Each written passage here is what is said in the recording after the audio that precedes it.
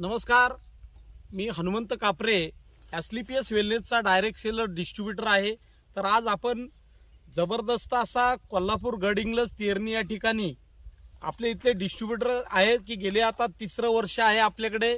आपल्या या संस्थेचे AWPL जैविक खतांचे जबरदस्त असे रिझल्ट घेत आहेत. तर आज त्यांच्याकडेच आज आपण या वर्षी आत्ताचा आपण हा जो प्लॉट पाहतोय टोमॅटोचा जबरदस्त असा टोमॅटो पिकाचा रिझल्ट आलाय. तर आज आपले इथले डिस्ट्रीब्युटर आहेत आपले इथं मलिक छेडेदार सर. आपण त्यांच्याच तोंडून आपण इथून इथलं त्यांच्याविषयी आपण माहिती रिझल्ट विषयी घेऊया. सर नमस्ते. नमस्कार सर.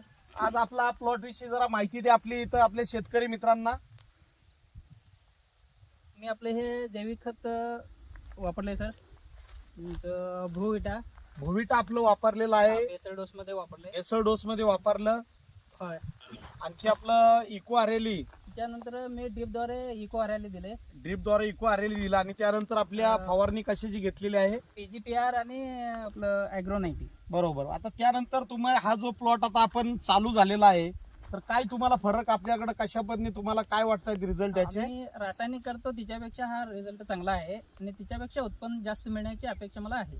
तर आता जो आपण आता तोडणी पण आपली चालू आहे, तर रेग्युलर तुमचा किती टन माल जातो आणि ह्या वर्षीचा आपल्या याच्यातून किती टन आपला माल निघणार आहे तुम्हाला काय वाटतंय? आम्ही वर्षाला जे करतो साहेब ते रासायनिक तिच्यापेक्षा 2-2.5 टन तरी एक 10 गुंठ्याला 10 गुंठ्यामध्ये 2.5 टन माल वाढण्याची शक्यता आहे. मित्रांनो, आज शेतकरी मित्रांनो, तर आज आपण सरांच्या तोंडून आपण ऐकलं की रेग्युलर जो आपण 10 गुंठ्याच्या क्षेत्रामध्ये जो काय ते मालाचं उत्पन्न टन मध्ये काढतात त्याच्यामध्ये 2-2.5 टन म्हणजे 25-30% त्यांचे निश्चित या वर्षी वाढ होते. आज आपण जर बघतोय स्वतः टोमॅटोची जर क्वालिटी असेल, त्याची शायनिंग चमक असेल, आपण इथं प्रत्यक्ष पाहू शकता की कशा पद्धतीने आज आपल्याकडे क्वालिटी आपल्याकडे निश्चित त्यांना बाजार भावामध्ये सुद्धा 5% 2% निश्चित इतरांच्या पेक्षा निश्चित आपले जैविक खतांच्या रिझल्ट मध्ये मिळणार आहे.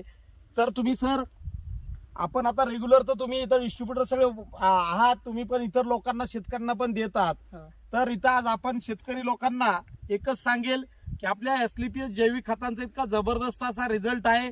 तुम्ही सुद्धा या संस्थेत जैविक खते वापरून आज रासायनिक खतांचा होणारा भरमसाठ खर्च आणि निम्म्याने खर्च कमी करून आज आपलं 25-30% उत्पन्न वाढवण्याची गरज आहे आणि काळाची गरज आजची आहे.